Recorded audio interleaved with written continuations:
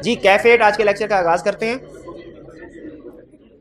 Chapter 4 हमने start किया था और इसमें दो कंसेप्ट हम पहले लर्निंग ऑब्जेक्टिव पढ़ चुके थे। एलिमेंट्स ऑफ ऑडिट रिपोर्ट से रिलेट करते हैं। टाइप्स ऑफ ओपिनियन ब्रीफली हम पहले पढ़ चुके थे, लेकिन अब डिटेल में हम इसको डिस्कस कर रहे हैं ताकि आपको जो बाज़ औक़ात केस स्टडीज करते हुए कुछ प्रॉब्लम आती है वो प्रॉब्लम्स ना आए। अटेंटिव हो कि आपने डिस्कशन को सुनना है। कंसेप्चुअली आपके मोस्ट इंपॉर्टेंट लेक्चर में से एक लेक्चर है जो आज का है। कल भी हमने इसके ऊपर कुछ डिस्कशन की थी, उसको आज क्विकली रिवाइज करता हूँ पहले, फिर उसके बाद आगे चलूंगा। अटेंटिव होके सुनिएगा, और अटेंटिव होके इसलिए भी सुनिएगा, आपको मैंने कल बताया था कि अब से ऑनवर्ड हम अपना वो मेंटी क्विज स्टार्ट करेंगे। इस लेक्चर में आपके जो भी कंसेप्ट आपने डिस्कस करने हैं, लेक्चर एंड पे हमने उनको इवेल्युएट करना है और उस पर हाँ प्लस प्राइज होगा, बिल्कुल प्राइज भी होगा। तो सबसे पहले लेक्चर का थीम सुन लीजिए। आज के लेक्चर का थीम क्या है, हम क्या डिस्कस करने जा रहे हैं। हमें पता है कि ऑडिटर जो 5 एलिमेंट्स ऑफ एश्योरेंस एंगेजमेंट है, उसमें ऑडिट रिपोर्ट एक एलिमेंट है, और इसको कहा जाता है ये सबसे अहम प्रोडक्ट है जो कि एक ऑडिटर प्रोड्यूस करता है, या सबसे अहम पेज है जो कि जिसकी बेस पे सारी दुनिया इन्वेस्टमेंट का डिसीजन करती है उस कंपनी के ऊपर, जिस कंपनी की भी ऑडिट रिपोर्ट होगी। इसलिए इसमें सारे डिसीजन ऑडिट रिपोर्ट में जितने भी ऑडिटर डिसीजन करता है वो ठीक होने चाहिए। वो डिसीजन क्या करता है ऑडिटर के कुछ एलिमेंट्स इसमें इंक्लूड होने चाहिए या नहीं, या सबसे अहम डिसीजन ओपिनियन कौन सा होना चाहिए, ये सबसे अहम डिसीजन होता है। इसीलिए आज के लेक्चर में हम ये सीख रहे हैं ऑडिट रिपोर्ट में जो ऑडिटर ने ओपिनियन एक्सप्रेस करना है वो ऑडिटर ओपिनियन कैसे डिसाइड करता है क्योंकि सबसे अहम डॉक्यूमेंट है ऑडिट रिपोर्ट। इस ऑडिट रिपोर्ट में सबसे अहम एलिमेंट है ओपिनियन, और ऑडिटर की प्रोफेशनल लाइफ का भी सबसे बड़ा और सबसे अहम डिसीजन होता है कि हमने इस ऑडिट पे कौन सा ओपिनियन एक्सप्रेस करना है, इस क्लाइंट की ऑडिट रिपोर्ट इशू करनी है, ये सबसे अहम डिसीजन होता है। इसलिए इसका ठीक होना बहुत जरूरी है। ठीक है, सबसे ज्यादा जो अगर ऑडिटर गलत डिसीजन जो जिसका लोगों की जिंदगी पे असर पड़ता है वो ये ओपिनियन है। इसीलिए ओपिनियन के बारे में अच्छे तरीके से सीख लीजिए ताकि जब कभी प्रैक्टिकली भी और केस स्टडी में भी आपसे पूछे कि इस सिचुएशन में कौन सा टाइप ऑफ ओपिनियन एक्सप्रेस करना है तो आप सही डिसीजन कर सकें।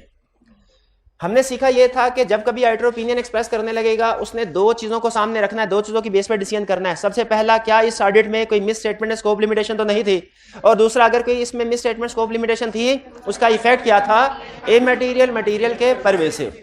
ठीक है, हम अब लेक्चर में क्या सीखने जा रहे हैं, पहले मिस स्टेटमेंट क्या है इसकी एग्जांपल्स, फिर स्कोप लिमिटेशन क्या है इसकी एग्जांपल, फिर हम सीखेंगे दूसरा डिसीजन, इमटेरियल क्या है, मटेरियल क्या है, परवेसिव क्या है, ऑडिटर कैसे डिसाइड करता है कि ये चीज इमटेरियल है, ये मटेरियल के परवेसिव है। जब ये दोनों डिसीजन हो गए, यानी पहला डिसीजन मिस स्टेटमेंट के स्कोप लिमिटेशन ये क्लियर हो गया, दूसरा इफेक्ट इमटेरियल है मटेरियल के परवेसिव ये क्लियर हो गया, फिर अगला डिसीजन बहुत आसान होता है। वो क्या है कि टाइप ऑफ ओपिनियन। अगर मिस स्टेटमेंट है, इफेक्ट इमटेरियल है, कौन सा type of opinion, unmodified. Miss statement है, इफेक्ट मटेरियल है, क्वालिफाइड, शाबाश। मिस स्टेटमेंट है, इफेक्ट परवेसिव है, एडवर्स, शाबाश। स्कोप लिमिटेशन है, इफेक्ट इमटेरियल है, अनमोडिफाइड, शाबाश। स्कोप लिमिटेशन है, इफेक्ट मटेरियल है, क्वालिफाइड, शाबाश। स्कोप लिमिटेशन है, इफेक्ट परवेसिव है, डिस्क्लेमर ऑफ ओपिनियन। तो इसका मतलब यह है हमें एक दफा यह पता चल जाए कि ये मिस स्टेटमेंट है, स्कोप लिमिटेशन है, एक दफा यह पता चल जाए ये इमटेरियल है, मटेरियल है कि परवेसिव है, उसके बाद हमारे लिए फैसला करना बहुत आसान है कि ओपिनियन कौन सा देना।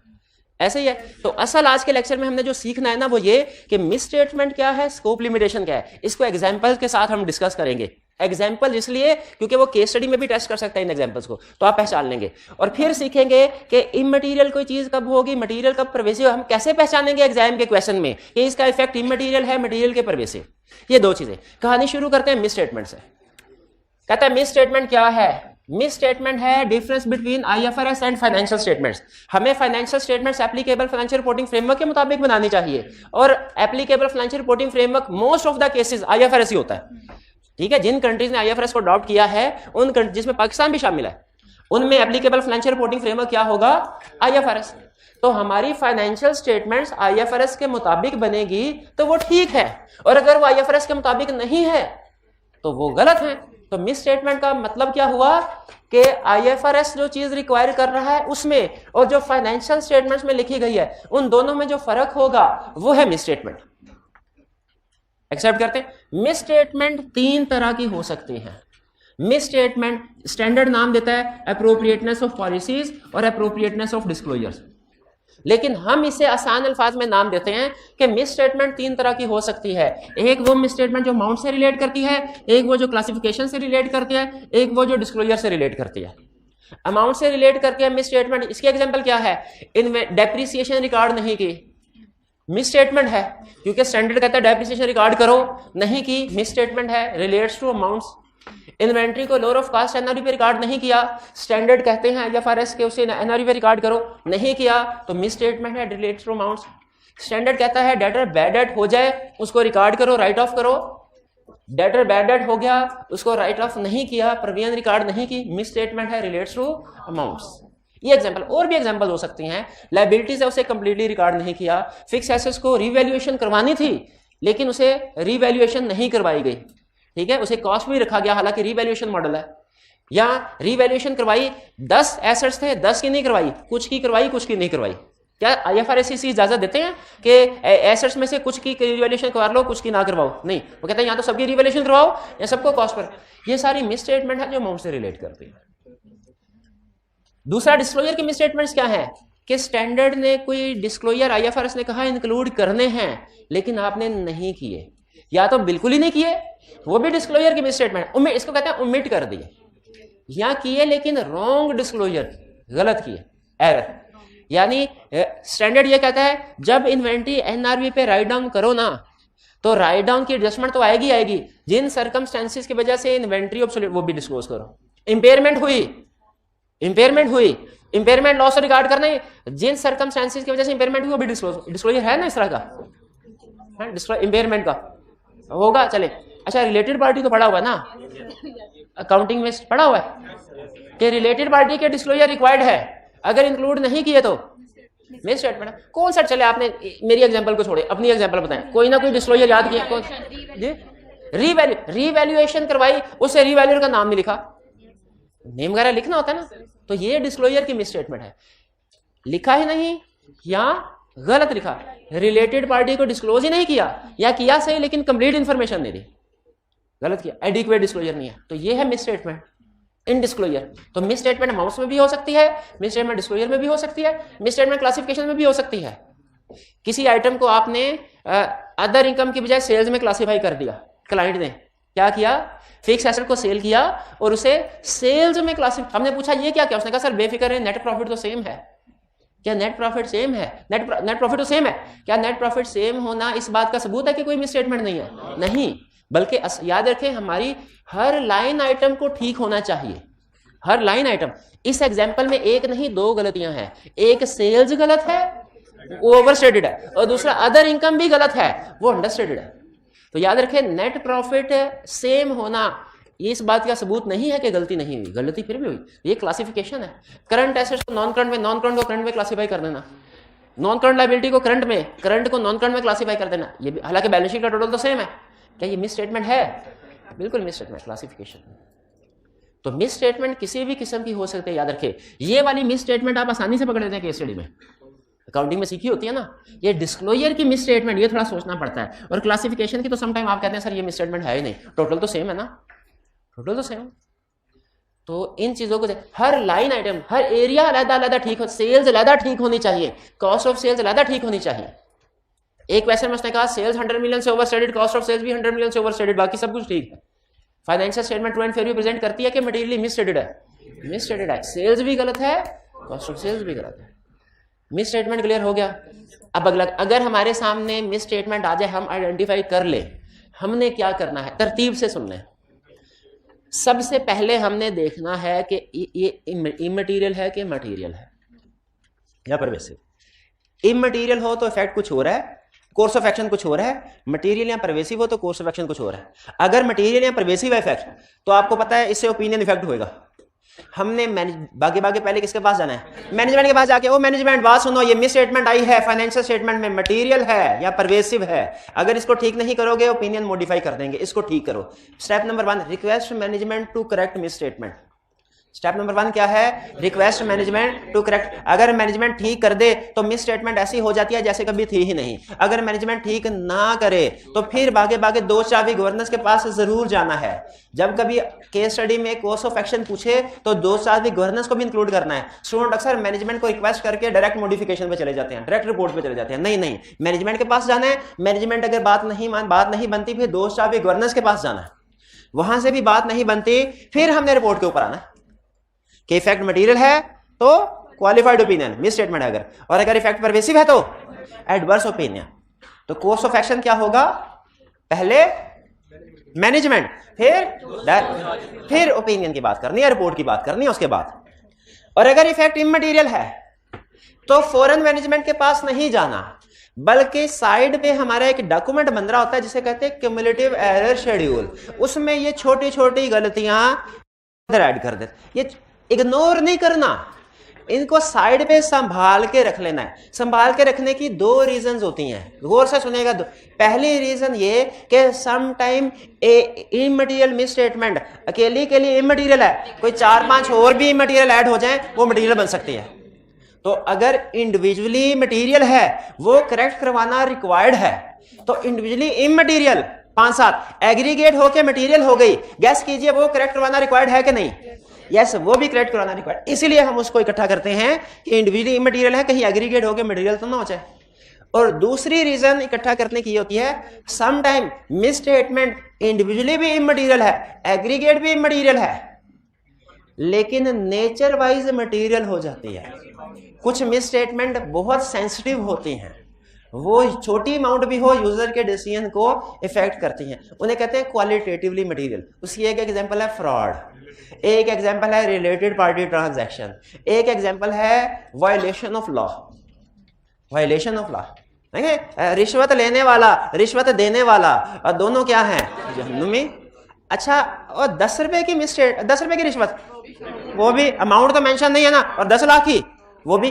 तो अगर यहां पे कहा जाए ये तो इमटेरियल रिश्वत है, ये तो सिर्फ 10 रुपए की है, तो जहन्नम से छूट मिल जाएगी? नहीं। इसका मतलब है कुछ एरियाज ऐसे होते हैं जिनमें अमाउंट्स को नहीं देखा जाता, नेचर को देखा जाता है। अमाउंट स्मॉल भी हो तो नेचर वाइज वो मटेरियल होते हैं, डिसीजन चेंज हो जाते हैं। इससे एग्री करते हैं? तो मुझे बताइए, इमटेरियल मिस स्टेटमेंट है, इसका क्या करना है? अगर हमने एक केस सामने आया, उसको पढ़ा, हमें पता चल गया मिस स्टेटमेंट है, फिर हमने उसका इफेक्ट देखा, पता चला इमटेरियल है, तो क्या करना है? लिस्ट में ऐड कर। क्यों लिस्ट में ऐड करना है? 2 रीजंस हैं। पहली रीजन, ऐड करके एग्रीगेट मटेरियल हो सकता है। दूसरी रीजन, ना भी हो एग्रीगेट मटेरियल तो क्वालिटेटिवली मटेरियल हो सकता है। ये ज़हन में रखिएगा, aggregate qualitative, aggregate qualitative, aggregate qualitative, ये ज़हन में रखें, इसके साथ लिख लें। इमटेरियल भी कभी कभी मटेरियल हो जाती है, कैसे? एग्रीगेट या क्वालिटेटिव बेसिस पे। और अगर मिस स्टेटमेंट मटेरियल हो तो क्या करना है? मटेरियल है तो क्वालिफाइड ओपिनियन। और अगर सॉरी गलती होगी। क्या गलती हुई? कोर्स ऑफ एक्शन पूछा है। अच्छा, यहां पे चले, गलती से भी कोई कंसेप्ट सामने आ जाता, मुझे कंसेप्ट याद आ गया। एग्जाम में आपने अपनी बुक में 25 चैप्टर पढ़े फॉर एग्जांपल, वो एक तरफ, एग्जाम में 6 चैप्टर्स आए, एग्जाम वाले चैप्टर सारी बुक से ज्यादा है, हम एग्री करते हैं? 6 क्वेश्चन है एग्जाम में, 4 सफ़े भरे हुए हैं, उनमें से 4 सफ़ों में से वो जो हर क्वेश्चन के एंड पे 2-2 सेंटेंस वाली लाइंस हैं वो ज्यादा अहम है, एग्री करते हैं? तो इसका मतलब है रिक्वायरमेंट पूरे क्वेश्चन में सबसे ज्यादा अहम, और क्वेश्चंस पूरी किताब से ज्यादा अहम जो पेपर में आ गए। तो रिक्वायरमेंट पढ़ी हमने, एक रिक्वायरमेंट में लिखा होगा कि ये सिचुएशन है, बताइए इस सिचुएशन में इंपैक्ट ऑन रिपोर्ट क्या होगा। गौर से सुनिएगा, ये बात दोबारा नहीं बताऊंगा। एक केस स्टडी आई, उसकी रिक्वायरमेंट में क्या लिखा है? इंपैक्ट ऑन रिपोर्ट क्या होगा। दूसरी अटेम्प्ट में वही केस स्टडी दोबारा आ गई, अब की बार नीचे लिखा हुआ था what shall be auditors course of action. एक में कहा इंपैक्ट ऑन रिपोर्ट क्या होगा, दूसरे में कहा what shall be course of action. क्या फर्क है दोनों में? जिसमें उसने इंपैक्ट ऑन रिपोर्ट पूछा है, हमने सिर्फ इंपैक्ट ऑन रिपोर्ट बताना है। जिसमें उसने कोर्स ऑफ एक्शन पूछा है, हमने हर एक्शन बताना है, हमने हर एक्शन बताना है। फिर सुने, नहीं बात समझ आई? अगर क्वेश्चन की रिक्वायरमेट में लिखा हुआ है इस सिचुएशन का ऑडिट रिपोर्ट पे इफेक्ट बताइए क्या होगा, बताइए इसमें टाइप ऑफ ओपिनियन क्या होगा? हमने सिर्फ रिपोर्ट के ऊपर इफेक्ट बताना है, हमने सिर्फ ओपिनियन बताना है, बाकी की चीजें भागदौड़ नहीं बतानी। भागदौड़ जब क्वेश्चन की रिक्वायरमेंट में लिखा है सिर्फ इंपैक्ट ऑन रिपोर्ट बताओ, इंपैक्ट ऑन ओपिनियन बताओ, हमने सिर्फ इंपैक्ट ऑन रिपोर्ट मतलब रिपोर्ट के अंदर आना है, भागदौड़। और अगर कहे ऑडिटर का कोर्स ऑफ एक्शन क्या होगा इस सिचुएशन में, या कहे what shell auditor do in this situation, तो उसमें सारा कुछ बताना है जो जो ऑडिटर करेगा। इंपैक्ट ऑन रिपोर्ट भी आएगा और ऑडिटर की भागदौड़ भी आएगी। रिक्वायरमेंट में फर्क समझ आ रहा है आपको? ठीक है, तो बताइए कौन से वाली रिक्वायरमेंट ज्यादा कॉम्प्रिहेंसिव है, इंपैक्ट ऑन रिपोर्ट वाली कि कोर्स ऑफ एक्शन वाली? कोर्स ऑफ एक्शन वाली में हम ऑडिटर के प्रोसीजर भी बताते हैं और इंपैक्ट ऑन रिपोर्ट भी बताते हैं। लेकिन अगर रिक्वायरमेंट में लिखा हो सिर्फ इंपैक्ट ऑन रिपोर्ट बताओ, इंपैक्ट ऑन रिपोर्ट बताएंगे। अगर उसने इंपैक्ट ऑन रिपोर्ट पूछा हुआ ना तो मैं सीधा कहूंगा मटेरियल है मिस स्टेटमेंट तो क्वालिफाइड ओपिनियन, परवेसिव है तो एडवर्स। लेकिन अगर उसने कहा ऑडिटर का कोर्स ऑफ एक्शन बताओ, मैं कहूंगा step number 1 request management to correct, step number 2 if management does not correct communicate to those of governance and request them to correct, if not corrected then if material qualified opinion, if pervasive adverse opinion. बात समझ आई? Misstatement के case में अभी तक के lecture में हमने क्या सीखा? हमने मिस स्टेटमेंट की एग्जांपल्स क्विकली कवर की और फिर हमने देखा कि अगर मिस स्टेटमेंट ऑडिटर के सामने आ जाए तो ऑडिटर का कोर्स ऑफ एक्शन क्या होगा। क्लियर हो गया? कोर्स ऑफ एक्शन इमटेरियल के केस में क्या है, ओके, मटेरियल के केस में क्या है, वो भी ओके। और क्वेश्चन में कब हमने भागम भाग वाली बात करनी है और कब सिर्फ रिपोर्ट तक महदूद रहना है, ये भी क्लियर। चलिए ये मजीद क्वेश्चन प्रैक्टिस करेंगे उसमें क्लियर होगा। अभी आप कुछ गलती करेंगे, कभी मिक्स कर दिया करेंगे इसको। आगे चलते हैं स्कोप लिमिटेशन। स्कोप लिमिटेशन का मतलब क्या है? अच्छा, अगर आप देखें ना इसके नाम में ही कंसेप्ट है। स्कोप का मतलब होता है क्या कुछ काम करना है, क्या कुछ काम करना है। स्कोप हमारे सिलेबस में, हमारे सिलेबस का स्कोप क्या है जो आई कैप ने बताया हुआ, ये हमारा सिलेबस। तो स्कोप का मतलब क्या? ऑडिटर ने जो कुछ प्रोसीजर परफॉर्म करना है, जो कुछ काम करना है, जिस चीज पे एविडेंस ऑब्टेन करना है। स्कोप लिमिटेशन का मतलब क्या है कि ऑडिटर के स्कोप पे लिमिटेशन लगा दी गई, ऑडिटर को लिमिट कर दिया गया। ऑडिटर जो समझे लिमिटेड हो गया, वो किसी एरिया के ऊपर प्रोसीजर परफॉर्म नहीं कर सका, एविडेंस ऑब्टेन नहीं कर सका, इसे कहते हैं स्कोप लिमिटेशन। यानी स्कोप लिमिटेशन का मतलब क्या है? किसी एरिया में ऑडिटर एविडेंस ऑब्टेन नहीं कर सका। देखिए एलिमेंट्स ऑफ एश्योरेंस एंगेजमेंट में स्टडी किया था ना कि ऑडिटर को sufficient appropriate audit evidence obtain करना है, स्टडी किया था ना। और अगर ऑडिटर किसी भी वजह से, मैनेजमेंट का कसूर है या नहीं है वो अलग बात, अगर ऑडिटर किसी भी वजह से sufficient appropriate audit evidence obtain नहीं कर सका, इसे क्या कहते हैं? Scope limitation. स्कोप लिमिटेशन जैसे में रखिएगा, स्टैंडर्ड प्रोसीजर ओरिएंटेड नहीं है, वो एविडेंस ओरिएंटेड है। ऑडिटिंग स्टैंडर्ड्स प्रोसीजर ओरिएंटेड नहीं है, एविडेंस ओरिएंटेड है। इसका मतलब क्या हुआ? वो कहते हैं कि आपको एविडेंस लेना है, ये जरूरी है। प्रोसीजर नंबर 1 से नॉर्मली एविडेंस मिल जाता है, उससे नहीं मिल रहा कोई बात नहीं, प्रोसीजर नंबर 2 से ले लो। अगर एविडेंस प्रोसीजर नंबर 1 से नहीं मिला, 2 से मिल गया, स्कोप लिमिटेशन है कि नहीं? नहीं है, और थोड़ी सी भी नहीं है, एविडेंस मिल गया। और अगर प्रोसीजर नंबर 1 से भी एविडेंस नहीं मिला, प्रोसीजर नंबर 2 से भी एविडेंस नहीं मिला, तो स्कोप लिमिटेशन है। केसड़ याद आ गई। अब आपने मुझे बताना है स्कोप लिमिटेशन है कि नहीं। उसने कहा, सुन लें अभी जरा, उसने कहा ऑडिटर अपॉइंट हुआ ईयर एंड के बाद, और सबसे बड़ा मसला ऑडिटर का जब ईयर एंड के बाद अपॉइंट होता है, ये होता है ईयर एंड का क्लोजिंग स्टॉक कैसे चेक करें। अमूमी तौर पे याद रखिए ऑडिटर ईयर एंड से पहले ही अपॉइंट होता है अमूमी तौर पे, लेकिन एग्जाम में अमूमी सिचुएशन थोड़ी पूछता है, अमूमी सिचुएशन थोड़ी पूछता है। मैंने अपने 5.25 साल का प्रोफेशनल कैरियर है ऑडिट फर्म के साथ, इस 5.25 साल के कैरियर में पता नहीं कितने ऑडिट के, सिर्फ एक क्लाइंट ऐसा था जिसमें modified opinion, qualified opinion express किया, सिर्फ एक क्लाइंट 5 साल में। यूं समझ लीजिए कि अगर 50 फर्ज कीजिए क्लाइंट किए तो सिर्फ एक। प्रैक्टिस में भी अगर आप लिस्टेड कंपनीज की ऑडिट रिपोर्ट निकालें ना तो 5% के लगभग केसेस में मॉडिफाइड ओपिनियन होता है, 5 से 10% के दरमियान में। लेकिन एग्जाम में हमें practically more than 90% unmodified opinion आता है, लेकिन एग्जाम में वो जो लेस देन 10% केस है क्वेश्चन उसी में से पूछेगा, एक्सेप्शन सिचुएशन में से पूछेगा। हालांकि प्रैक्टिकली ज्यादातर अनमॉडिफाइड ओपिनियन, लेकिन एग्जाम में ज्यादातर मॉडिफाइड ओपिनियन के क्वेश्चन। तो उसने कहा हालांकि प्रैक्टिकली तो नॉर्मल ऑडिटर ईयर एंड से पहले पॉइंट हो जाता है, लेकिन एग्जाम में उसका प्रॉब्लमेटिक सिचुएशन ही डिस्कस करनी है। उसने कहा ऑडिटर पॉइंट हुआ ईयर एंड के बाद और वो क्लोजिंग स्टॉक को फिजिकल वेरिफिकेशन परफॉर्म नहीं कर सका। बताइए what shell auditor do in this situation, what shall be auditors को। पहले मुझे ये बताइए, डायरेक्ट रिपोर्ट पे चले जाएं कि पहले उसके प्रोसीजर लिखने हैं। हम कहेंगे स्टॉक काउंट ईयर एंड में नहीं कर सका, no problem, auditor alternative procedure से एविडेंस ऑब्टेन करने की कोशिश करेगा। अच्छा बताइए अल्टरनेटिव प्रोसीजर क्या होंगे?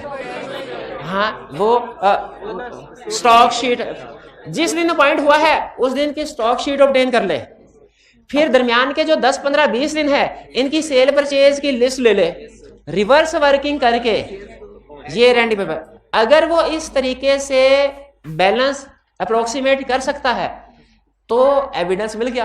हालांकि स्टॉक काउंट नहीं किया लेकिन अल्टरनेटिव प्रोसेस एविडेंस मिल गया। इस सिचुएशन में ऑडिटर कौन सा ओपिनियन देगा? अनमोडिफाइड। लेकिन अगर फर्ज कीजिए कंपनी ने कहा हम तो दरमियान की सेल परचेज का रिकॉर्ड रखते ही नहीं, हमारे पास रिकॉर्ड है ही नहीं, या है लेकिन वो रिलायबल नहीं है, उसके वो रिलायबल नहीं है रिकॉर्ड, तो फिर क्या होगा? Scope limitation. If effect is material qualified, if effect is pervasive. बात समझ आई आपको? चलिए, तो ये थी हमारे स्कोप लिमिटेशन। मैं बता रहा था कि डेफिनेशन में लिखा है when auditors unable to obtain evidence, ये नहीं लिखा when auditors unable to perform procedure, क्योंकि एक प्रोसीजर परफॉर्म नहीं किया कोई नहीं, दूसरा कर लो, और दूसरा नहीं कर सके तीसरा कर लो। जब किसी भी प्रोसीजर से एविडेंस नहीं ले सके फिर स्कोप लिमिटेशन है। मुझे बताइए कंफर्मेशन लेटर का जवाब नहीं आता था तो डायरेक्ट लिमिटेशन कर दिया करते थे। आवाज मिस हो जाती है, एक मिनट किसी से। तो अगर एक प्रोसीजर से हम परफॉर्म नहीं कर सके किसी एक प्रोसीजर को, लेकिन दूसरे प्रोसीजर से एविडेंस ऑब्टेन कर लिया तो वो स्कोप लिमिटेशन नहीं होती। लफ्ज प्रोसीजर और लफ्ज एविडेंस में फर्क समझ आ रहा है ना आपको? बिल्कुल। तो यहां पे डेफिनेशन में लिखा है when auditor is unable to obtain evidence, तो होगा स्कोप लिमिटेशन। क्लियर? अच्छा अब सुनिए, अब स्कोप लिमिटेशन की एग्जांपल, जिस तरह मिस स्टेटमेंट की एग्जांपल्स थी ना, उसने हमें कुछ कैटेगरीज बताई थी, उसी तरह स्कोप लिमिटेशन की भी एग्जांपल है, स्कोप लिमिटेशन की भी एग्जांपल्स हैं। Case study point of view से ये जो कैटेगरीज है ना ये अहम नहीं है, case study point of view से याद रखें एग्जांपल्स अहम है। यानी एग्जाम में वो आपसे एक्सपेक्ट करेगा कोई भी केस स्टडी दी ना तो आप ये आइडेंटिफाई कर लें कि ये एग्जांपल मिस स्टेटमेंट वाली है कि स्कोप लिमिटेशन वाली है, ये आपने जज करना है। हाँ मिस स्टेटमेंट वाली है तो कौन सी टाइप है इससे फर्क नहीं पड़ता, एग्जाम केस स्टडी में ये कभी नहीं लिखना होता। स्कोप लिमिटेशन है तो कौन सी है, सिर्फ ये पहचानना है कि स्कोप लिमिटेशन है, कौन सी टाइप है ये केस स्टडी में नहीं लिखना होता। लेकिन कभी कभार आई कैप थ्योरी के क्वेश्चन में पूछ लेता है, वैसे अरसा दराज हुआ 10-12 साल हो गए उसने नहीं पूछा, ना ही उम्मीद है कि पूछेगा, फिर भी कभी कभार हो सकता है कि वो आपको पूछे कि बताइए स्कोप लिमिटेशन की एग्जांपल्स दे दीजिए, तो उस वक्त आप हेडिंग्स दे के एग्जांपल उसे बताएं ना थ्योरी के क्वेश्चन में तो ज्यादा अच्छा है। इसलिए हम क्लासिफिकेशन, वरना केस स्टडी के पॉइंट ऑफ व्यू से क्लासिफिकेशन जरूरी नहीं है। आगे चलें, स्कोप लिमिटेशन क्या पढ़ने जा रहे हैं? स्कोप लिमिटेशन की एग्जांपल्स। पहली example scope limitation beyond control of entity, वो वाली स्कोप लिमिटेशन जिसमें एंटिटी का, हमारे क्लाइंट का, मैनेजमेंट का कोई कसूर नहीं है। For example counting record destroy हो गया, काउंटिंग रिकॉर्ड डिस्ट्रॉय हो गया, जल गया, आग लग गई, कभी सुना आपने रिकॉर्ड को आग लग जाए करती है रिकॉर्ड, तो ये क्या है? Scope limitation. या रिकॉर्ड सीज कर लिया, किसने सीज कर लिया? रेगुलेटरी अथॉरिटीज ने, नैब ने, एफबीआर ने, एससीसीपी ने रिकॉर्ड सीज कर लिया। तो अगर रिकॉर्ड डिस्ट्रॉय हो जाए, रिकॉर्ड सीज हो जाए, हम क्लाइंट से कहे लाओ सेल इनवाइस, लाओ परचेज इनवाइसेस, लाओ पेरोल शीट, लाओ जो परचेज ऑर्डर, सेल्स ऑर्डर है, बैंक स्टेटमेंट लेके आओ, वो कहें सर कुछ भी नहीं है, यहाँ तो सारा कुछ जल गया, यहाँ सारा कुछ नैब वाले ले गए, एफबीआर वाले ले गए, तो बताइए हम क्या प्रोसीजर, एविडेंस ले सकते हैं? अगर अल्टरनेटिव प्रोसेस एविडेंस ले सकते हैं तो फिर ठीक है।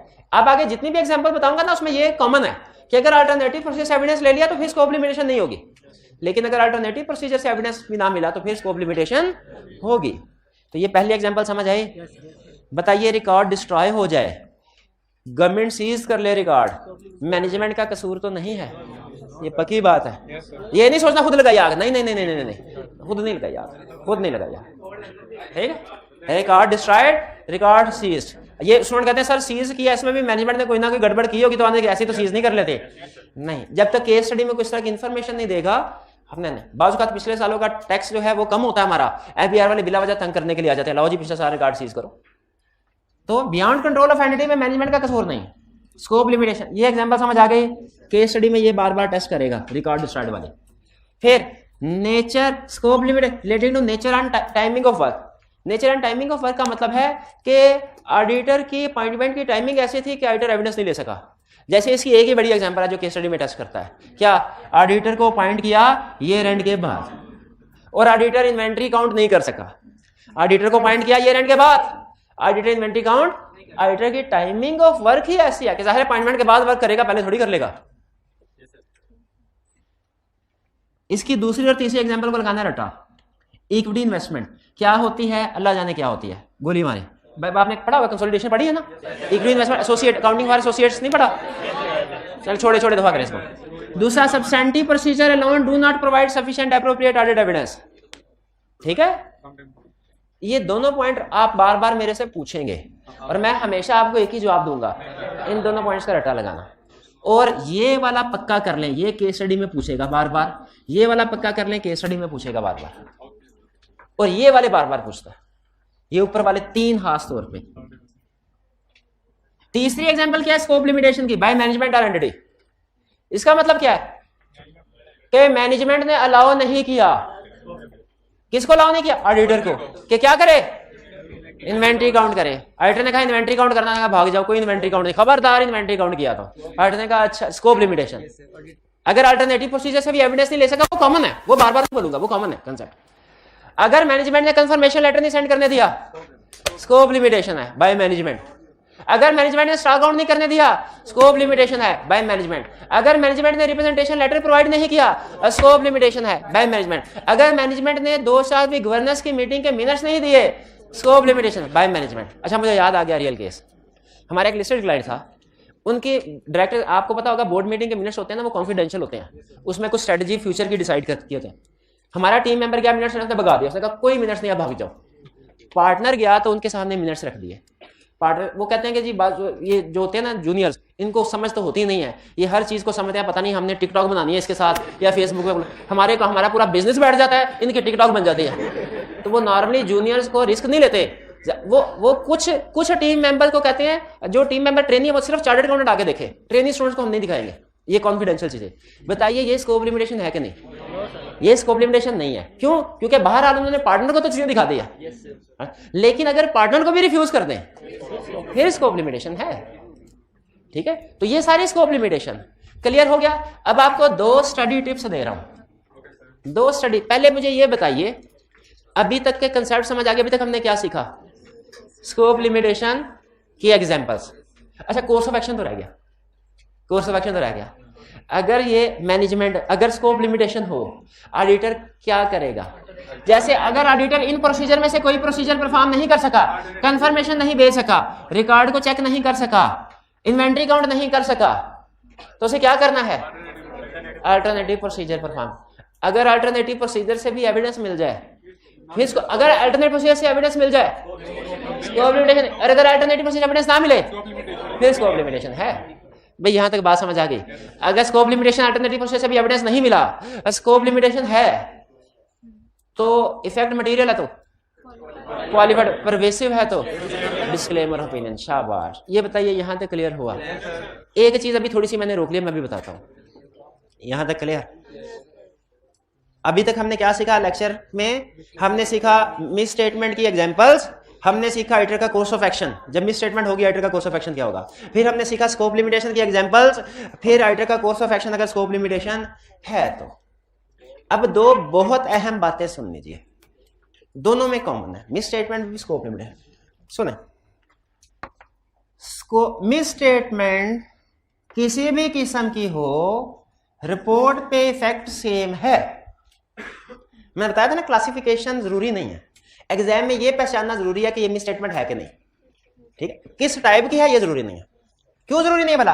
क्योंकि मिस स्टेटमेंट किसी भी किस्म की हो, रिपोर्ट पे इफेक्ट सेम है। मिस स्टेटमेंट किसी भी किस्म की हो, रिपोर्ट पे इफेक्ट सेम है, लेकिन अगर मिस स्टेटमेंट इंटेंशनल है बाय मैनेजमेंट तो रिपोर्ट के साथ साथ अदर एस्पेक्ट्स पे भी इफेक्ट होगा।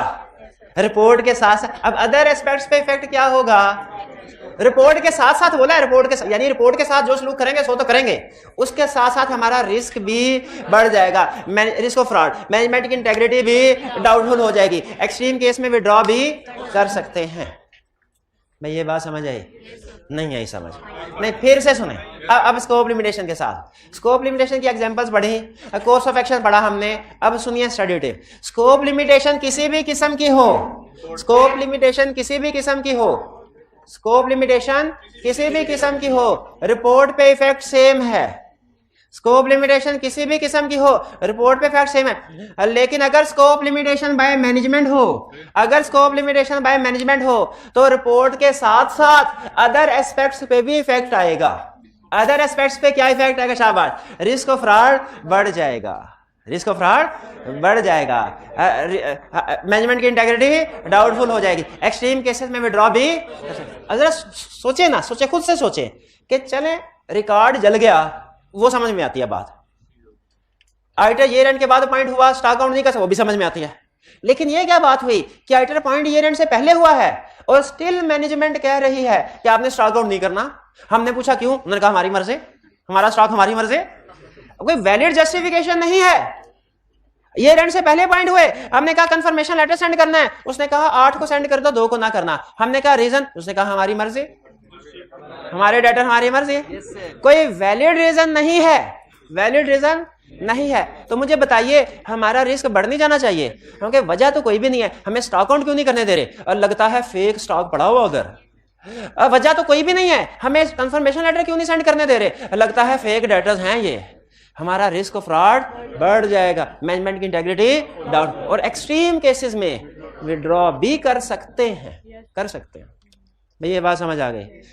मिस स्टेटमेंट क्या है उसकी example clear, course of action clear, scope limitation क्या clear, course of action clear, misstatement impact on report clear, scope limitation के केस में इम्पैक्ट ऑन रिपोर्ट क्लियर। चलिए अब कोई केस स्टडीज अगर दे दूं तो आप कर पाएंगे?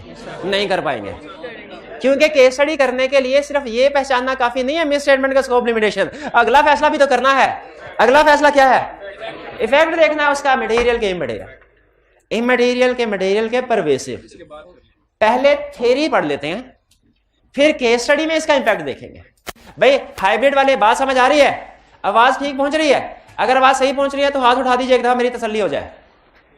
नहीं, हाथ नहीं उठाया उन्होंने, हाथ नहीं, आवाज ठीक नहीं पहुंच रही। एंड पे ठीक पहुंच रही है, फ्रंट पे ठीक नहीं पहुंच रही? फ्रंट पे ठीक नहीं पहुंच रही।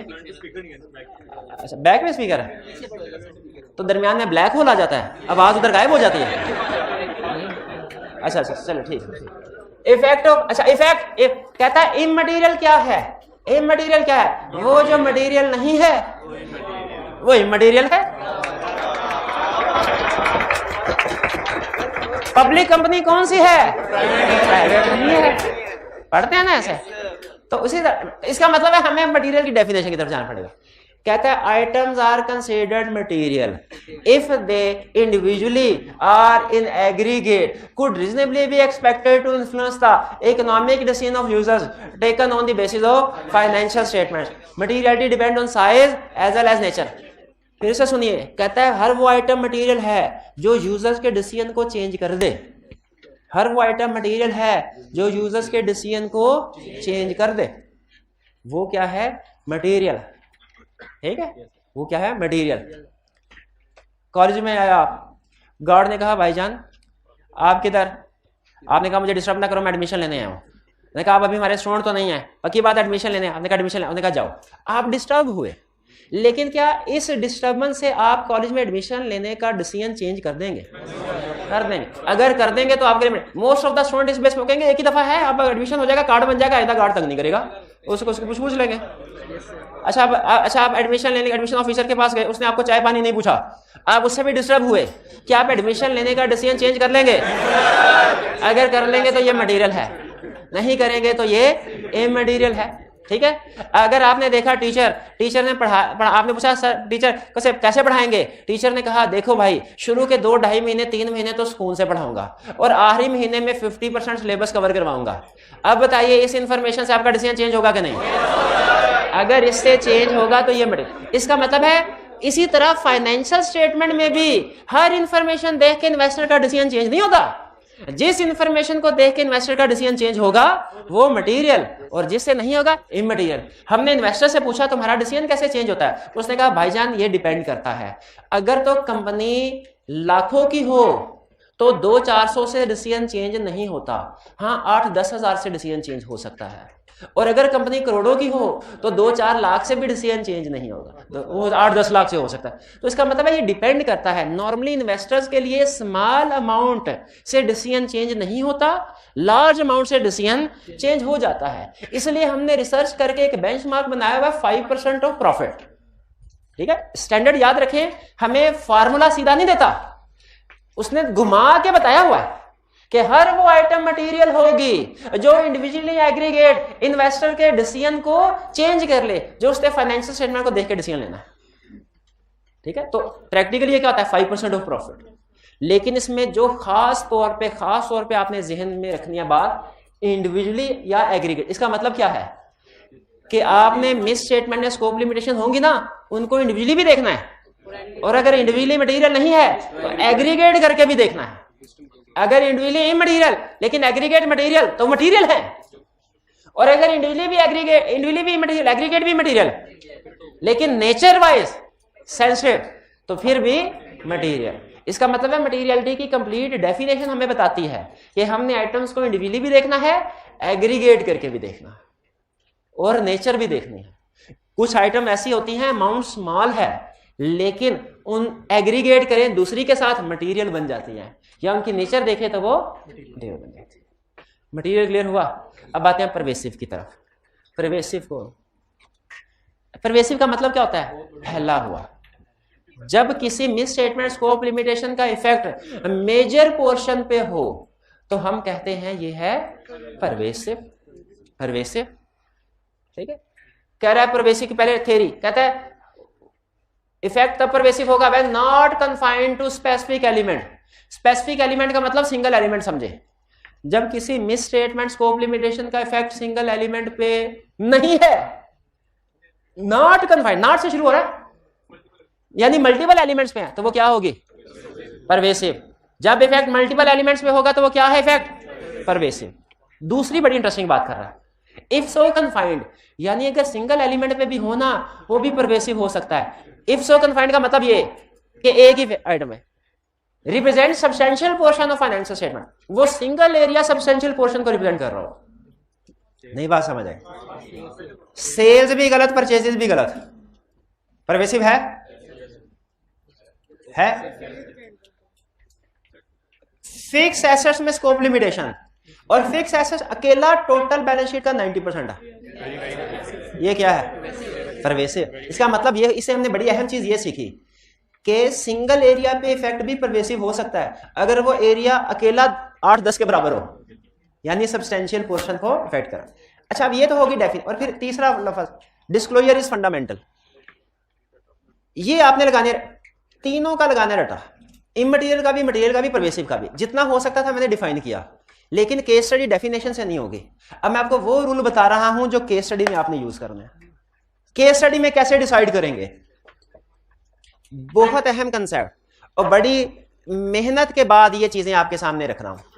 ठीक है, इसको बराए मेहरबानी समझ लीजिएगा, और केस स्टडी करते हुए इसको ध्यान रखिए।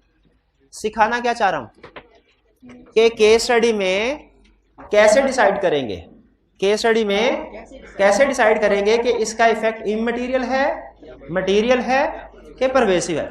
डेफिनेशन बता दी आपको, मटेरियल की भी, परवेसिव की भी। परवेसिव के तीनों पॉइंट डेफिनेशन बता। केस स्टडी में कैसे, गौर से सुन ले, गौर से। सबसे पहले लिखा क्या है? Maximum possibilities in exam question. I cap जितना मर्जी जोर लगा ले, इंशाल्लाह इससे बाहर नहीं जा सकता, इससे बाहर नहीं, जिम्मेदारी के साथ बात कह रहा हूं। Maximum possibilities in exam question के रिपोर्ट का क्वेश्चन आएगा, मटीरियलिटी कैलकुलेट करने के लिए मैक्सिमम पॉसिबिलिटीज क्या? पहला, हो सकता है एग्जाम में मटीरियलिटी उसने खुद से दे दे। भाई मटीरियलिटी है 8 लाख, तो मटीरियलिटी क्या यूज करनी है? जितनी गिवन है। एक क्वेश्चन में मटेरियलिटी भी थी, प्रॉफिट भी था। स्टूडेंट कहने लगा नहीं मैं तो प्रॉफिट के 5% लगा के कैलकुलेट करूंगा। मैं कहा भाईजान जो दी हुई है तो उसी को यूज क्यों नहीं कर लेते, जब मटेरियलिटी दी तो वही यूज करना है। या तो अमाउंट दी होगी या परसेंटेज दी होगी। उसने कहता है materiality is to be calculated at the rate of 7% of profit. तो क्या करना है? स्टूडेंट कहने लगा नहीं नहीं नहीं सर ने 5% ऑफ प्रॉफिट बताया था, मैं तो ये तो गलत सवाल बना है, मैं सही करूंगा, मैं तो 5% ऑफ प्रॉफिट यूज करूंगा। जीनियस बच्चा आई क्या फिर पसंद करता है ऐसे बच्चे को, बार बार बुलाता है। ठीक है, मटेरियलिटी गिवन, परसेंटेज दी है तो वही परसेंटेज लगाओ, 5% को छोड़ दो। फिर अमाउंट दी है तो वही अमाउंट लगाओ, अपनी कैलकुलेशन छोड़ दो। फिर क्लियर हो गया? Materiality given, use that. दूसरा, प्रॉफिट दिया हुआ है, प्रॉफिट दिया हुआ है 5% of profit.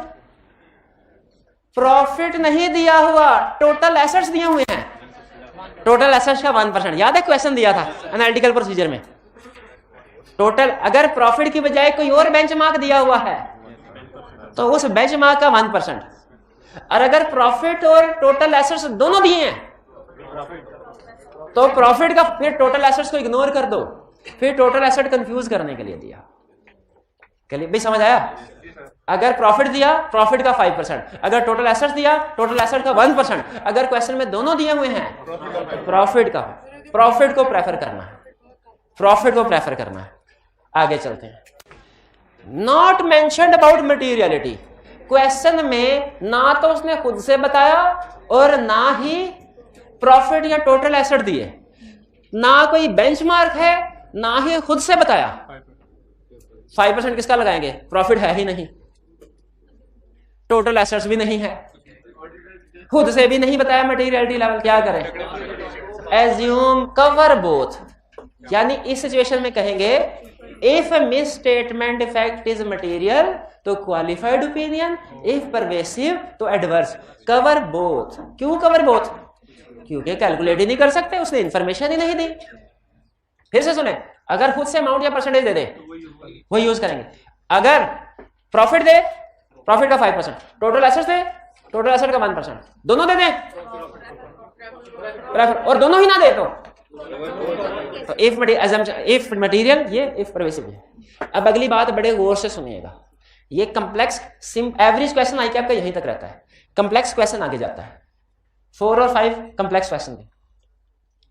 2 or more misstatement in single situation। Question 4 के 3 पार्ट्स होते हैं, हर पार्ट पे अलग अलग इफेक्ट बताना है। बाज़ औक़ात रिपोर्ट के क्वेश्चन के 2 या 3 या 4 पार्ट्स होते हैं, हर पार्ट पे अलग अलग इसका इफेक्ट ये होगा, इसका इफेक्ट ये होगा, इसका इफेक्ट ये होगा। एक मिस स्टेटमेंट होती है, एक स्कोप लिमिटेशन होती है और एक इमटेरियल होती है नॉर्मली, बाकी उसकी मर्जी है, जो मर्जी कर।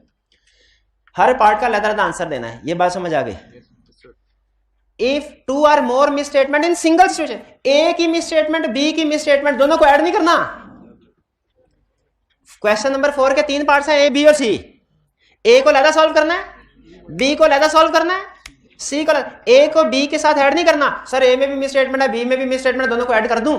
नहीं नहीं नहीं नहीं। हाँ, ए के अंदर 2 मिस स्टेटमेंट्स हैं, पार्ट ए के अंदर 2, उसको ऐड कर सकते हैं, उसको ऐड कर सकते हैं। 2 or more misstatements in single situation. आ गया सिंगल सिचुएशन में सिंगल पार्ट। तो कैसे डिसाइड करेंगे? दोनों को ऐड करें। अगर तो अमाउंट दी हुई है, अगर वो कहता है डेटर्स में भी मिस स्टेटमेंट है, फिक्स एसेट्स में भी मिस स्टेटमेंट है, एक ही एरिया में, एक ही एरिया में, सिंगल सिचुएशन, आपने देखना है अमाउंट दी है कि नहीं। अगर दोनों मिस स्टेटमेंट की अमाउंट दी है ना, तो आपने दोनों को ऐड करके डिसीजन करना है इफेक्ट क्या आएगा। और अगर अमाउंट्स नहीं दी हुई तो फिर बाय डेफिनेशन परवेसिव होगी। एक स्टूडेंट कहने लगा सर गलत पढ़ाया आपने, इधर तो पढ़ाया not confined to specific element pervasive होता है, इधर पढ़ा रहे हैं 2 या ज्यादा मिस स्टेटमेंट होंगी तो फौरन परवेसिव नहीं करना, पहले ऐड करना है। ये ऐड कहां से आ गया? याद रखें, ये रूल है जब अमाउंट्स गिवन ना हो, जब अमाउंट्स गिवन हो तो ऐड करके डिसाइड करना है। इफेक्ट इमटेरियल है, मटेरियल के परवेसिव। बात समझ आई?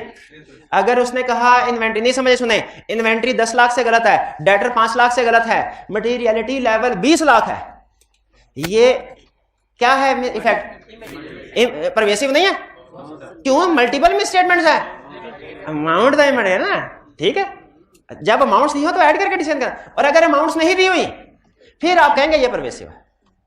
अगर अमाउंट्स नहीं दी हुई ना, वो कहता है इन्वेंट्री भी गलत है, डेटर भी गलत, फिर आप कहेंगे मल्टीपल मिसस्टेटमेंट्स है, मटेरियल है। ये है इस लाइन का मतलब। क्लियर हो गया?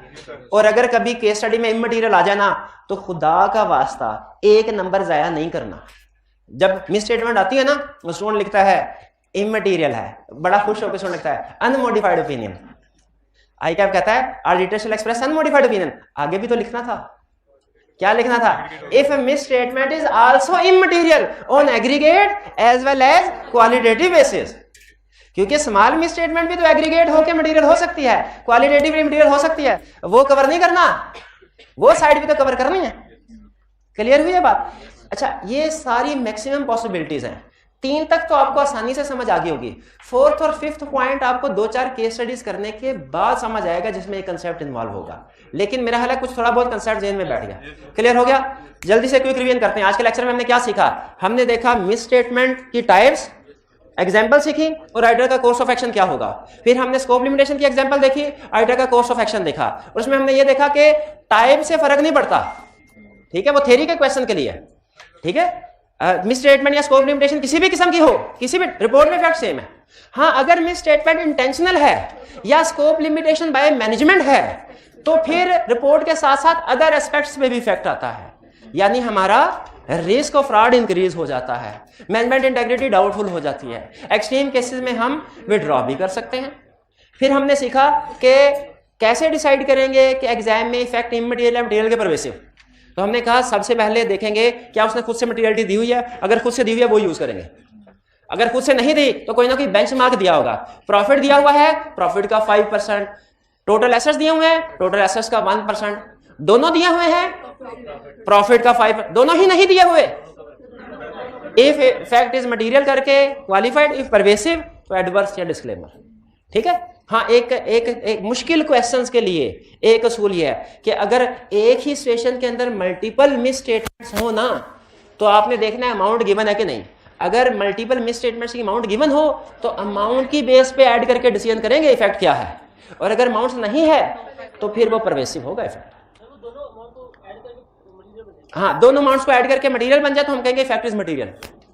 फिर आपने ये नहीं कहना कि multiple miss statement effect pervasive होना चाहिए। अमाउंट्स दी है तो डिसीजन अमाउंट्स की बेस पे होगा, अमाउंट्स नहीं दी हुई ना तो फिर डिसीजन होगा कि मल्टीपल एरियाज है तो परवेसिव। क्लियर? चलिए जी जी जी, बिल्कुल बिल्कुल, वो मटेरियलिटी कैलकुलेट करेंगे, दोनों अमाउंट्स को ऐड करके जो कैलकुलेटेड मटेरियलिटी है उसके साथ कंपेयर करेंगे। अच्छा, आप सुन लीजिए, अब से ऑनवर्ड, अब वॉल्यूम 2 आ गया ना, आपने आजकल में ले लेना, ठीक है। अब आपको असाइनमेंट 2 तरह की मिलेगी, एक वॉल्यूम 1 की, एक वॉल्यूम 2 की भी, वॉल्यूम 1 की भी, वॉल्यूम 2 की भी।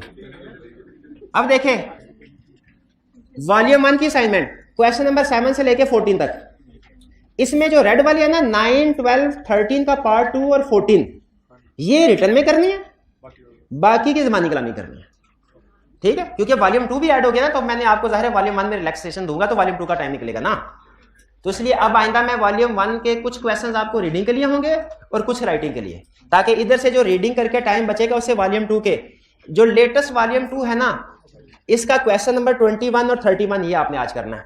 ये भाई बुक जो लेके आए थे जरा दिखाइएगा बुक, क्वेश्चन 21 में वो 13, 14, 15 सिचुएशन है छोटी छोटी, हाँ 13, 14, 15 छोटी छोटी सिचुएशन है, हाँ 15 वो करनी है आपने, हाँ जी सारी करनी है, और छोटी छोटी सिचुएशन है। और जो 31 है इसमें 4 सिचुएशन है ABCD। You have encountered following independent situation, ये CFAP समर 2004 का क्वेश्चन है 31, ये करना है। और 21 जो क्वेश्चन है वो भी CFAP का है समर 2002 का, जो पुरानी बुक्स यूज कर रहे हैं उनके लिए मैंने अटेम्प्ट बोल दी। अब आप जल्दी से मोबाइल, अब आपको था मल्टीमीटर है, जल्दी से मोबाइल निकाल लें, ये बाइक वापस कर दीजिए, मोबाइल निकाल लें, नेट के साथ कनेक्ट करें और जैसे मैं कहूँ वैसे करते जाए। हॉटस्पॉट कोई नहीं है, जिनके पास नहीं है हॉटस्पॉट वगैरह वो ऑन करें। थोड़ी देर के लिए पास कीजिएगा। स्टार्ट जी। अच्छा, अब आपने पार्टिसिपेट कैसे करना है, आपने जाना है एक साइट के ऊपर, अपने मोबाइल के ऊपर क्रोम ओपन कीजिए, एक्सप्लोरर ओपन कीजिए, उस पर menti.com लिखिए, MENTI menti.com। ये पहले आपको समझाया हुआ है ना?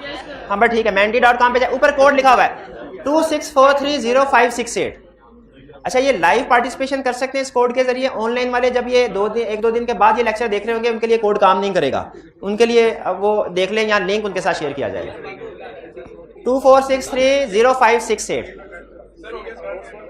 आपके सामने एग्जैक्ट ये इंफॉर्मेशन आ जाएगी, लेक्चर 50। ठीक है,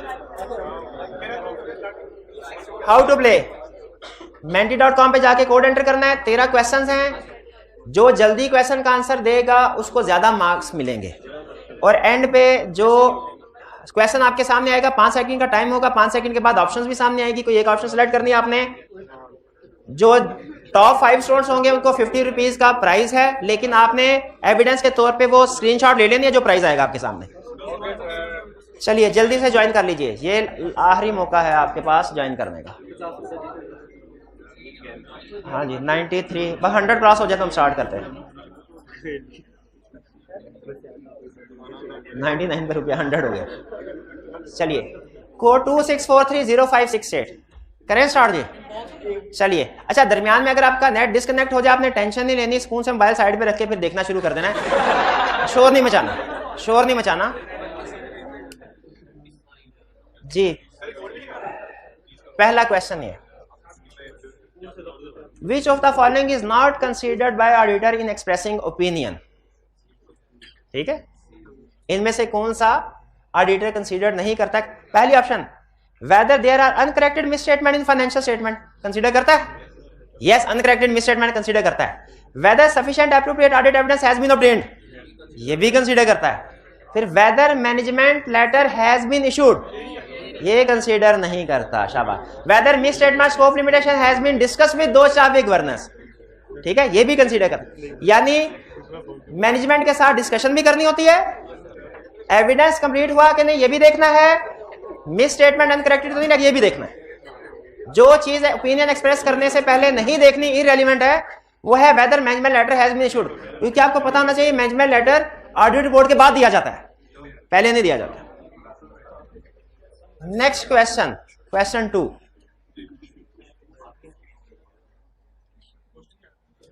which of the following is not a miss statement in financial statements. अभी पढ़िए ना मिस स्टेटमेंट्स, इतना छोटा छोटा क्यों दे रहा है आप? अच्छा नहीं कोई नहीं, ये आप मोबाइल पे देख लें, साथ वाले के मोबाइल पे देख लें। Disclosure in financial statements are not in accordance with applicable financial reporting framework. क्या ये मिस स्टेटमेंट है कि disclosure applicable financial reporting framework के मुताबिक ना हो? Yes. Accounting policy are not consistent with auditor concurs, आपके मोबाइल में नजर आ रहा है। Financial statements do not correctly describe accounting policies. अच्छा अब यहां पे ये देख लीजिए, पहली ऑप्शन क्या थी कि disclosure in financial statements are not in accordance. अगर disclosure applicable financial reporting framework के मुताबिक नहीं है तो मिस स्टेटमेंट है।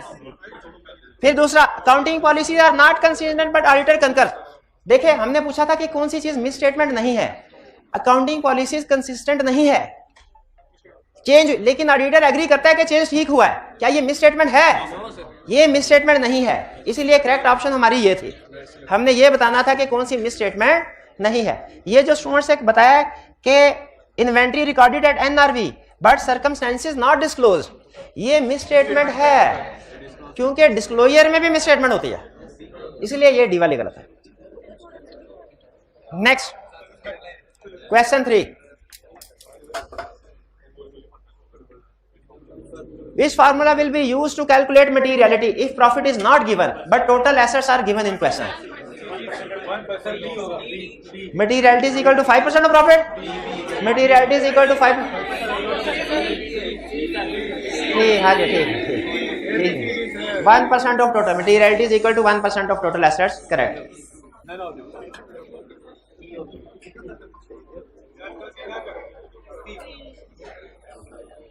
सी ऑप्शन करेक्ट, बिल्कुल। Materiality is equal to 5% total assets, नहीं 5% प्रॉफिट के लिए यूज होता है बेंचमार्क, टोटल एसेट्स के लिए 1% होता है। Next question 4, if misstatements are corrected before signing of auditor's report, auditor shall express unmodified opinion. True or false? अगर ऑडिट रिपोर्ट साइन होने से पहले पहले मिसस्टेटमेंट करेक्ट हो जाएं, ऑडिटर अनमोडिफाइड ओपिनियन ही एक्सप्रेस करता है, इसका मतलब है ये क्या हुआ? ट्रू, शाबाश।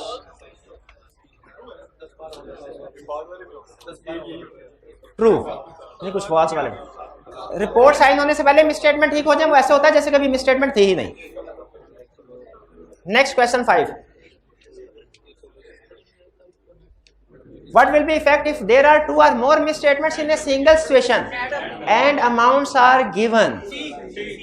Effect of these statements will be always pervasive नहीं होगा, multiple है, amount given है। Effect of these misstatement will always be material, see, हाँ जी, amounts will be added and compared with materiality level, आपने जो पूछा था।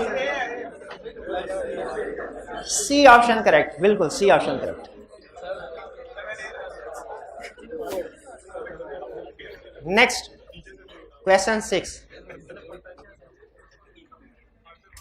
There is a misstatement whose effect is immaterial. Which of the following opinion will be expressed?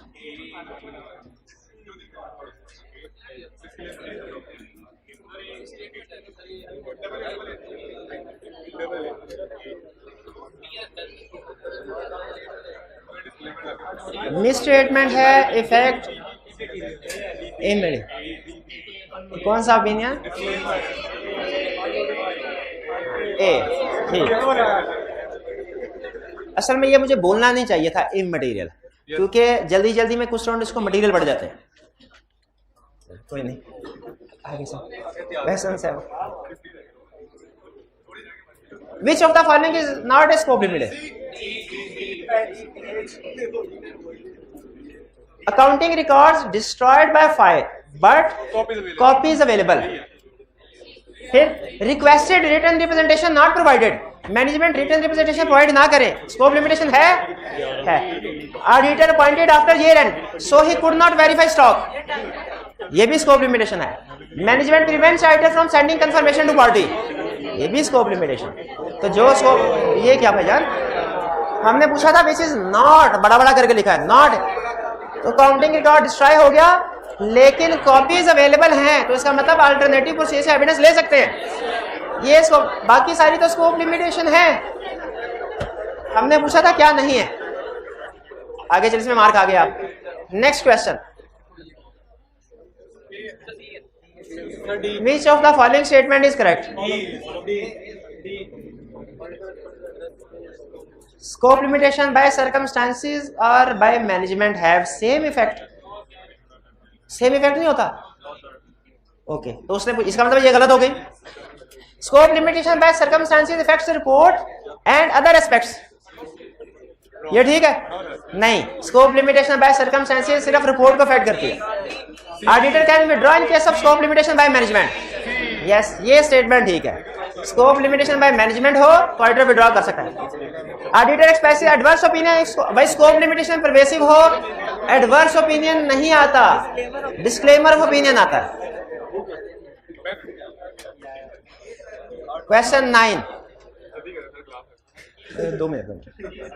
Miss statements below materiality level can also be material on aggregate or qualitative basis. तो फटाफट attempt किया आपने। अब ये concept case study में भी याद रखिएगा कि miss statements below materiality level भी मटेरियल हो सकती हैं क्वालिटेटिव और aggregate. Question 10, if management has not recorded depreciation expense but has disclosed this fact in notes,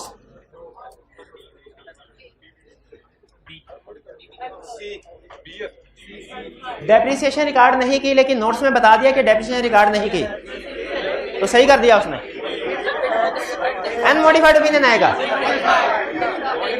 B auditor shall express modified opinion, correct. Misstatement है ना भाई, disclosure में लिख भी दिया, इनकम स्टेटमेंट तो गलत है ना, डेप्रिसिएशन रिकॉर्ड नहीं की, तो ये मिस स्टेटमेंट है। 11 when is adverse opinion expressed?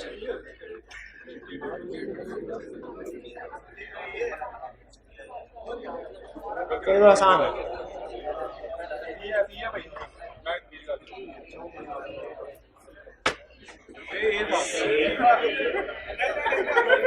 Adverse opinion है, miss statement, effect pervasive, A correct. Miss statement, अभी एडवर्स और डिस्क्लेमर इसमें आप घूम रहे हैं, ये गलत कर देते हैं। Second last question, if there is scope limitation whose effect is not mentioned in question, neither any benchmark given in question, effect will be always pervasive.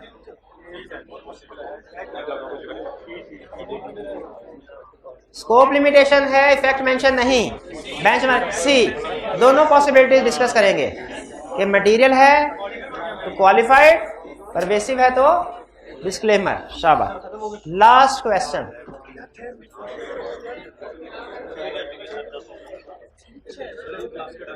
If misstatements are corrected before signing of auditor's report, auditor shall communicate them to दोषाफिक वर्नस।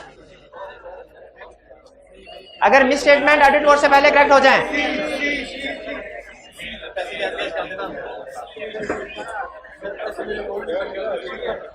जी correct. अब toppers की announcement, price. अच्छा, आपने अपना mobile दिखाना है जिस पे पोजीशन आ रही हो। ये जिब्रक भाई, ये जिब्रक कौन है? जिब्रक, हाँ ये दीजिए। ये फर्स्ट पोजीशन किन की है? शाबाश भाई को दीजिए। सेकंड पोजीशन हमजा को दीजिए भाई, जल्दी करें, जल्दी जल्दी जल्दी। Second, third position 125595, third position 120984, 12098, शाबाश, उनको ट्रांसफर करें। और एहसन को भी दीजिए, शाबाश। चलिए आज का लेक्चर यहाँ पे खत्म करते हैं हम। अल्लाह हाफिज।